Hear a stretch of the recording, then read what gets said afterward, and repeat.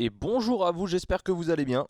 Ouais, bon, j'avoue, ça fait un moment que j'ai pas sorti de vidéo, mais je me suis dit, comme la saison 3 de Paladin arrive, ça serait pas mal de commencer à se bouger le cul. Alors si vous avez pas pu voir la présentation du patch de la saison 3, c'est pas grave, il y a un patch note avec tout ce qui est indiqué, toutes les valeurs, tous les ups, tous les nerfs.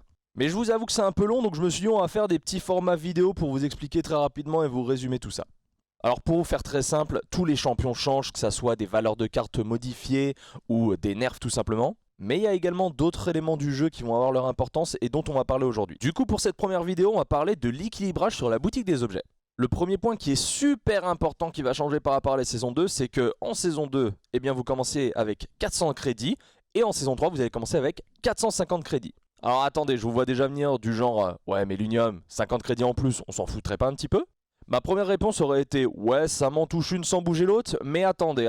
Parce que s'il y a une augmentation des crédits de départ, c'est parce que les objets eux aussi vont avoir une petite refonte. Pour vous refaire le topo très simple, là actuellement dans la méta de la saison 2, tous les DPS partent sur du cauterisé ou sur du Raker niveau 3, même beaucoup de toutes les classes confondues vont partir sur de la résilience pour réduire les CC, les soigneurs ça va être du Chronos, donc en fait on sait déjà un petit peu tout ce qu'on va build en avance. Du coup avec les changements de la saison 3, on peut espérer à revoir un petit peu un différent metagame des objets et avoir plus de variété sur les différents pics. On commence directement avec Illumination. Alors Illumination, pour ceux qui ne savent pas trop, c'est l'objet qui vous permet de voir dans un rayon autour de vous les cibles furtives, donc comme une Sky, comme un Strix, ou comme un Shaline, ou même une Ceris.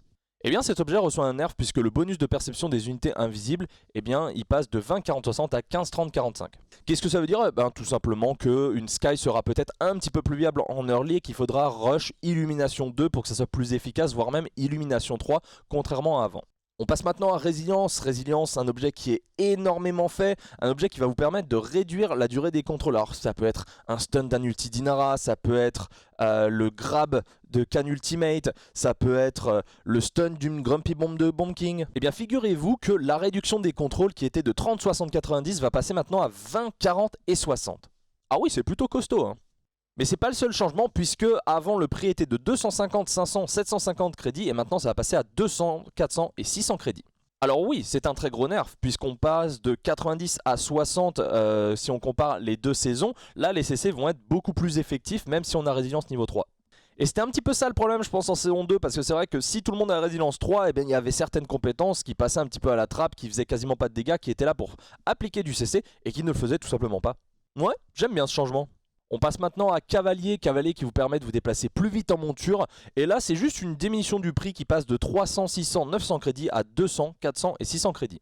Alors généralement cet objet on le faisait surtout sur le tank point pour revenir très vite en cas de 3-3 par exemple sur une Inara ou sur un Barrique, comme ça on va pouvoir retoucher le point pour déclencher un overtime. Bon c'est une bonne chose pour Cavalier mais je ne suis pas sûr qu'on va le voir sur beaucoup plus de champions que ça.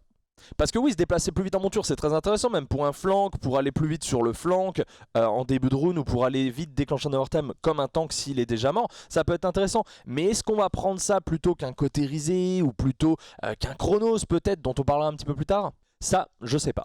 On passe maintenant à motivation, motivation qui vous permet d'augmenter la vitesse de charge de votre ultime.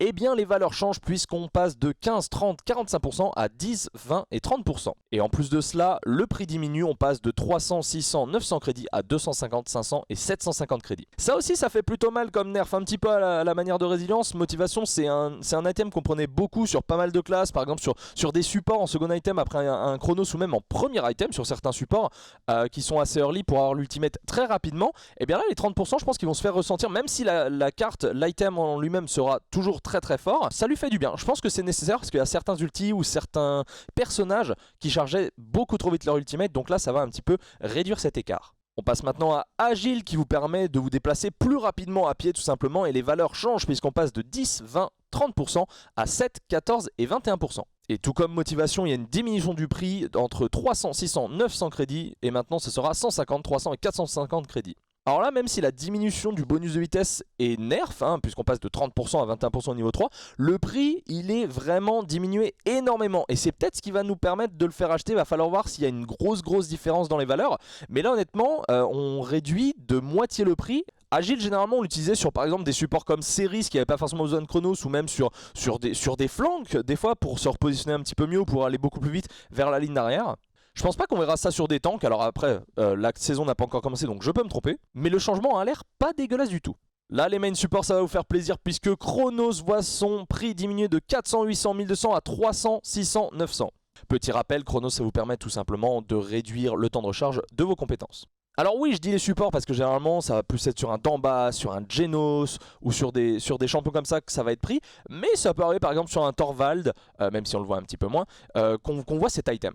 Bah avec cette dimension de prix, je pense qu'on va pouvoir avoir Chronos sur d'autres champions tout simplement, peut-être des tanks qui refusaient de le prendre avant parce que c'était un petit peu trop cher et il y avait mieux à faire. Mais par exemple, avec les changements du Ninara, par exemple si vous partez sur une Ninara impasse, je vous en parlerai dans une nouvelle vidéo mais où on peut mettre 2 walls, et bien peut-être qu'on va pouvoir prendre Chronos niveau 3 parce que ça coûtera pas si cher que ça et comme ça les 2 walls reviendront plus souvent. Bien sûr ce sont que des idées farfelues qui me viennent en tête comme ça, il va falloir tester tout ça, mais je trouve que le changement de Chronos c'est très intéressant et on devrait le voir sur bien plus de champions.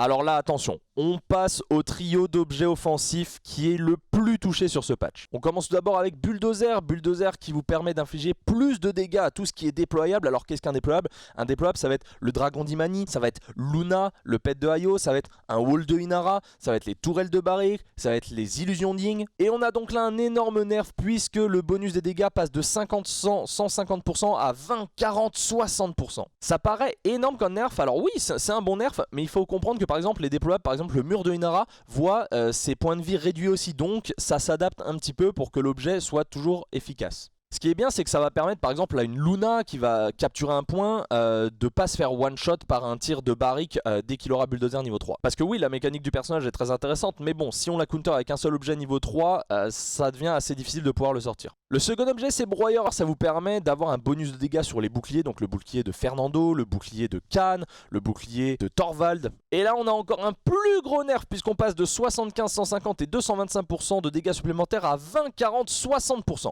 Alors les valeurs de Bulldozer et de Broyeur seront exactement les mêmes et là ça peut déjà vous faire peur. En plus de ça, le Broyeur voit son prix diminuer, il passe de 300, 600, 900 crédits à 250, 500 et 750 crédits. Attendez, je vous vois déjà venir avec votre levée de bouclier. Eh, t'as compris la blague? Mais vous inquiétez pas, les tanks comme Khan, comme H ou comme Fernando, leur valeur de bouclier, eh ben, elle a été réduite pour que ça scale justement avec le Broyeur pour pas que les tanks deviennent invincibles et qu'ils aient des boucliers à 9000 points de vie et qu'on puisse plus faire de dégâts dessus. Et justement ce nerf de Broyeur est une bonne chose parce qu'actuellement par exemple la Fernando est difficilement sortable puisque son bouclier, s'il y a une Viviane Broyeur niveau 3 en face, et ben son bouclier dure 1 à 2 secondes. Donc après Fernando il ne sait pas quoi faire, il doit courir dans tous les sens et il n'est pas assez utilitaire pour son équipe. Alors que là, avec ce nerf, alors le bouclier se fera toujours bien déglinguer, hein, mais en moins longtemps, du coup, Fernando, il aura beaucoup plus de capacité à pouvoir aider sa team. Bon, celui-là, vous le connaissez tous, je l'espère. Si vous le connaissez pas, ouvrez bien vos oreilles. Cautérisé, qui est l'objet le plus fait, que ce soit sur les DPS ou même sur les off-tank ou les tank points, et même sur certains supports. Petit rappel pour ceux qui ne savent pas, ça permet tout simplement de réduire la valeur des soins sur la cible où le cautérisé est appliqué. Eh bien la réduction des soins appliqués passera de 30, 60, 90% à 25, 50 et 75%. Donc au niveau 3, comme c'est un objet qu'on voit généralement au niveau 3, ça va passer de 90% de soins en moins à 75% de soins en moins. Et ça c'est une très bonne nouvelle parce que c'est vrai qu'en late game, les soigneurs ils se sentaient un petit peu délaissés, ils avaient un petit peu l'impression de pas heal tout simplement. En plus de ça, Cautérisé voit son prix diminuer puisqu'il passe de 300, 600, 900 à 250, 500 et 750 crédits. Et autre point très important par rapport à Cautérisé, c'est que sa durée va augmenter de 2 secondes. Ça veut tout simplement dire qu'une fois que Cautérisé sera appliqué sur vous-même, il vous faudra 2 secondes avant de passer en statut hors combat et de recevoir la capacité maximum des soins de votre support. Alors oui, je pense qu'on va toujours partir sur Cautérisé, niveau 3 ça sera très important, sinon on va avoir des teams avec full support, ça va être injouable, genre 3 supports, 2 tanks, ça va être n'importe quoi.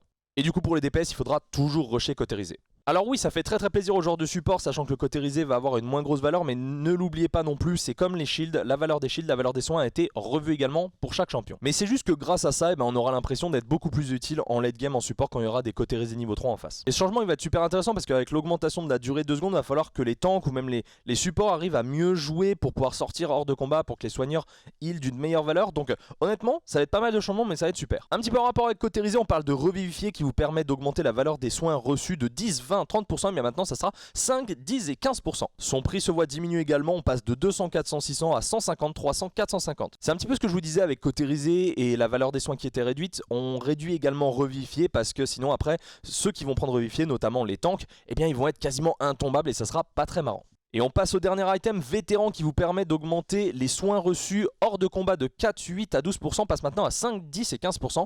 Et son prix se voit diminuer, il était avant de 200, 400, 600 crédits à maintenant 150, 300, 450 crédits. Bon, pour être honnête, vétéran, quasiment personne le prend et je ne pense pas que cela revienne dans la méta. Ce qui serait intéressant, c'est peut-être de revoir l'item entièrement, voir son fonctionnement et voir comment on pourrait le tourner en mieux pour qu'il soit plus efficace et plus acheté. Je vous ai détaillé très rapidement les objets, je vous en ai donné mon point de vue, mais concrètement, qu'est-ce que ça va changer pour la saison 3 ? 2-3 points très rapides, mais c'est très difficile à dire tant qu'on n'a pas testé, donc il y aura d'autres vidéos bien sûr. Mais par exemple, avec la diminution des prix, ça permettra une nouvelle méta des items. Par exemple, au début, on pourra très probablement acheter 2 objets. Alors on le pouvait déjà, par exemple, si on faisait bulldozer et revivifier, mais là on aura de nouvelles combinaisons qui vont se faire. Un exemple tout con, mais par exemple, un tank en early pourra prendre cauteriser niveau 1 et revivifier niveau 1 dès que la game se lance. Comme ça, il pourra déjà appliquer les 25% de réduction de heal aux ennemis et il se recevra plus de heal par son support. Et il y a beaucoup plus de combos que ça à faire, mais il faudra vraiment dive in et voir ce qui sera le plus intéressant. Le nerf de certains items comme illumination par exemple, ça va peut-être permettre de voir des sky ressortir un peu plus à haut niveau, puisque la valeur elle est réduite, donc on va moins voir les sky autour de soi, donc ça va être beaucoup plus simple pour une sky de surprendre en early game. Et pareil avec la valeur de cauteriser qui a été réduite, est-ce qu'on va passer à une méta peut-être avec 2 supports et un seul solo tank ? Voilà, il y a pas mal de questions comme ça qui me trottent dans la tête, mais je pense qu'on va devoir tester ça par nous-mêmes pour voir un petit peu qu'est-ce qui sera intéressant à exploiter. Voilà, la vidéo est terminée, j'espère que ça vous aura plu. N'hésitez pas à me dire dans les commentaires ce qui vous a plu, ce qui ne vous a pas plu. J'essaie de m'améliorer parce que moi j'ai plus l'habitude du Twitch, de faire du stream plutôt que de la vidéo. Je trouvais ça important de faire un point sur les items en premier parce que c'est un gros changement. Et plus tard, je pense qu'on passera un petit peu à chaque catégorie de classe. C'est-à-dire parler des flanks, des supports, des tanks et des TPS. En tout cas, j'espère que cette vidéo vous aura aidé à comprendre un petit peu mieux cette partie sur la saison 3. Je vous fais des bisous et je vous dis à bientôt. Ciao ciao.